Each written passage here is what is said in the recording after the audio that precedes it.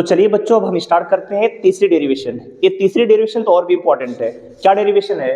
Torque on A electric dipole place in uniform electric field. अगर किसी uniform electric field में कोई dipole रखा हुआ है तो उस पर लगने वाला टॉर्क कितना होगा। अब चलिए देखते हैं कैसे निकालेंगे सभी। यूनिफॉर्म इलेक्ट्रिक फील्ड लिखा हुआ है। यूनिफॉर्म इलेक्ट्रिक फील्ड का मतलब जो लाइंस हो, पैरेलल हो। यूनिफॉर्म इलेक्ट्रिक फील्ड का मतलब जानना बहुत जरूरी है। लाइंस पैरेलल हो, स्ट्रेट हो और इक्विडिस्टेंस। ध्यान रखिएगा, यूनिफॉर्म इलेक्ट्रिक फील्ड का मतलब लाइंस पैरेलल, स्ट्रेट और इक्विडिस्टेंस। अगर ये तीनों कंडीशन है तब उसी को हम बोलते हैं कि इलेक्ट्रिक फील्ड हमारा यूनिफॉर्म है। अब इसमें हमने किसी डाइपोल को रखा, एक कोई डाइपोल रखा हमने थीटा एंगल पे। थीटा एंगल पे निकाल ले तो फिर हमें थीटा को 0 रख दे तो पैरेलल में 90 रख दे परपेंडिकुलर, तो हर एक कंडीशन में पता चल जाएगा। अब डाइपोल में इस तरफ चार्ज माइनस क्यू है, दूसरा plus charge Q. Electric field हमने इस तरफ लगाया है। अब सबसे पहले दोनों एंड पर फोर्स पता करना पड़ेगा कि फोर्स कितना आएगा। तो देखिए डाइपोल की लेंथ हमने 2l ले ली, ये इसका सेंटर है तो इस तरफ का भी l आएगा, इस तरफ का भी l। तो अगर हमारे पास चार्ज पॉजिटिव है तो पॉजिटिव चार्ज के लिए हमने पढ़ रखा है कि चार्ज कभी भी पॉजिटिव हो तो उस पर लगने वाला फोर्स हमेशा इलेक्ट्रिक फील्ड की डायरेक्शन में आएगा। तो इस पर जो फोर्स लगेगा इलेक्ट्रिक फील्ड की डायरेक्शन में कितना आएगा, force equal to Q into E। Force निकाल लिए।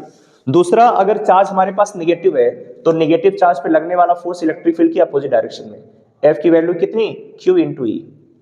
माइनस क्यों नहीं लगा रहे, क्योंकि फोर्स वेक्टर क्वांटिटी है तो डायरेक्शन शो कर रहा है, तो डायरेक्शन इस तरफ। अब हम बात करते हैं यहाँ पर नेट फोर्स। तो नेट फोर्स हमारे पास कितना आएगा, तो नेट फोर्स आपको दिख रहा है इधर प्लस QE, इधर अपोजिट डायरेक्शन में QE, दोनों के बीच का एंगल 180 है, तो नेट फोर्स कितना आ जाएगा, 0। तो एक क्वेश्चन बनता है कि कोई डाइपोल यूनिफॉर्म इलेक्ट्रिक फील्ड में है तो नेट फोर्स कितना आएगा। तो नेट फोर्स हमेशा 0, चाहे इलेक्ट्रिक फील्ड यूनिफॉर्म हो या कुछ भी हो। अगर कोई डाइपोल रखा हुआ है तो उस पर लगने वाला फोर्स हमेशा कितना, 0। तो ध्यान रखेंगे सभी। पहले इसकी लैंग्वेज नोट करते हैं, लिखिए let us consider a electric dipole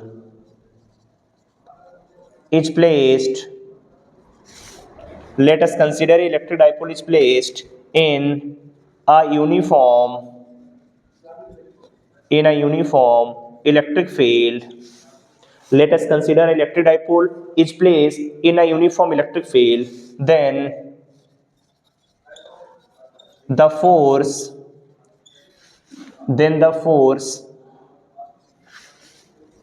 act on charge plus Q will be in direction of electric field and minus Q will be in opposite direction of electric field। तो जो आपके पास positive charge है उसके लिए electric field की direction में, negative charge के लिए opposite direction. So net force equal to 0। अब नेट फोर्स 0 है तो इसका मतलब नो ट्रांसलेशनल मोशन। इसका मतलब है डाइपोल कभी आगे नहीं जाएगा, आगे की तरफ कोई मोशन नहीं है, नो ट्रांसलेशनल मोशन। तो जब कोई डाइपोल यूनिफॉर्म इलेक्ट्रिक फील्ड में है तो नेट फोर्स 0, मतलब नो ट्रांसलेशनल मोशन, मतलब डाइपोल आगे नहीं जाएगा। फोर्स लग रहा है बट नेट फोर्स 0 है तो आगे की मोशन पॉसिबल नहीं है। अब अगर आगे नहीं जाएगा तो फिर क्या करेगा, तो डाइपोल रोटेट करेगा या नहीं करेगा उसके बारे में लिखते हैं। अब देखिए फोर्स है QE, ए इसका सेंटर है तो इस पर एक टॉर्क काम करेगा और देखिए इस वाले फोर्स की लाइन इस तरफ है, इस वाले फोर्स की लाइन, तो दोनों की लाइन ऑफ एक्शन अलग अलग, इसका लाइन ऑफ एक्शन इस तरफ, इसका लाइन ऑफ एक्शन। तो जब फोर्स का लाइन ऑफ एक्शन अलग हो, एक दूसरे से कुछ डिस्टेंस पर हो, तो हमेशा टॉर्क को प्रोड्यूस करेंगे। और टॉर्क का क्या तरीका होता है, टॉर्क होता है फोर्स इंटू परपेंडिकुलर डिस्टेंस। तो सबसे पहले देखिए फोर्स इस तरफ, डिस्टेंस ये वाली कितनी हो जाएगी, L, तो इस पर टॉर्क लगेगा टाउ। दूसरा इस पर टॉर्क लगे, फोर्स इस तरफ, सेंटर इस तरफ, ए वाला इस तरफ घुमाएगा तो टॉर्क इस तरफ आएगा टाउ। सो नेट टॉर्क, अब हम बात करेंगे नेट टॉर्क की। Net torque act on dipole tau net. तो देखिए दोनों जो टॉर्क हैं दोनों के दोनों कैसे हैं, क्लॉकवाइज, ए वाला भी क्लॉकवाइज, दूसरा वाला भी क्लॉकवाइज। तो जब टॉर्क सभी क्लॉकवाइज में है तो नेट टॉर्क आएगा टाउ 1 प्लस टाउ 2, ये होगा।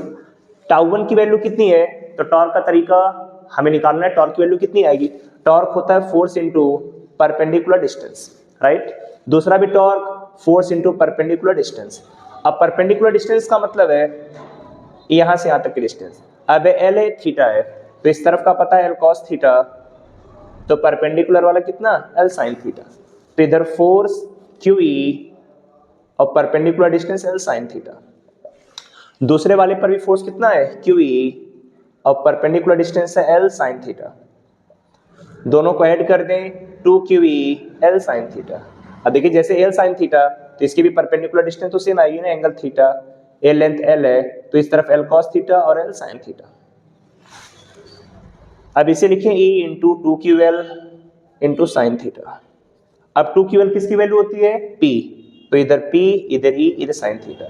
तो टॉर्क जब भी आपसे कहा जाए डेराइव करने के लिए तो नेट टॉर्क किसी डाइपोल पे कितना लगेगा PE साइन थीटा। ध्यान रखना है डाइपोल पे लगने वाला टॉर्क हमेशा आएगा PE साइन थीटा। अब अगर इसी को वेक्टर फॉर्म में लिखें इन वेक्टर फॉर्म, तो वेक्टर फॉर्म में नेट टॉर्क आ जाएगा, जैसे देखिए लिखते हैं हम A क्रॉस B का मतलब होता है AB साइन थीटा, उसी तरीके से P साइन थीटा को लिख सकते हैं P क्रॉस E। तो नेट टॉर्क की वैल्यू P साइन थीटा, याद रहेगा net torque P cross E, PE sine theta. ठीक है, अब बात करें इसकी मैक्सिमम वैल्यू कितनी आएगी टाउ मैक्स। तो देखिए P और E डिपेंड करें थीटा एंगल पे साइन थीटा।